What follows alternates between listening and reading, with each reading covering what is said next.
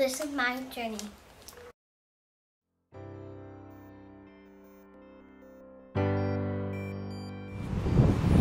Welcome back. I've thought a lot about this whole question, what God really wants with us or from us. Honestly, at first the question seems a little odd because if He made all of this, what could I possibly have that would interest Him? I mean, I can make a paper airplane, but it can't give me a ride, can it? It seems to me that God can't really need anything from me since He made everything I could possibly have, even me. I can't think that I might have something that He doesn't have or couldn't take if He really needed it. So if He doesn't need anything, does He want something? Some people think that God wants everything to be perfect, so they devise ways to think and act perfectly. They say that since God is perfect, we have to be also, but we're not, so that really can't be it.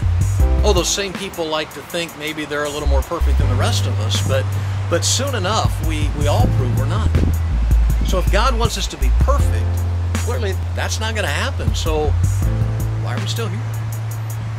Seems to me that if God wanted everything to be perfect, a long time ago, He'd have arranged some massive tornado or earthquake and started over with a superior model of us. But we're still here, so He's got to want something else. Do you think He wants world peace or some agenda like that? I mean, is that the kind of thing He wants us to do?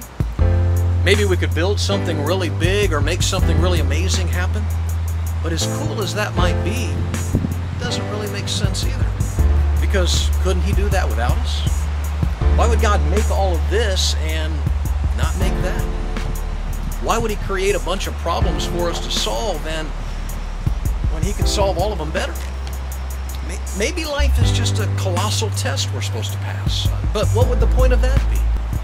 I mean, I can imagine what we might get if we failed, but what would we get if we passed that test?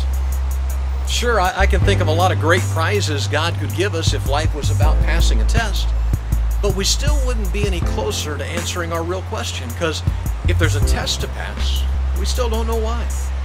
You see, if it's about being perfect, then only God might be able to meet His own standard.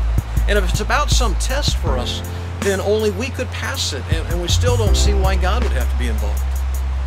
Somehow, the answer to the question of what He wants has to make both of us necessary. That God's purpose could not happen without us or without this place that He made for it to occur.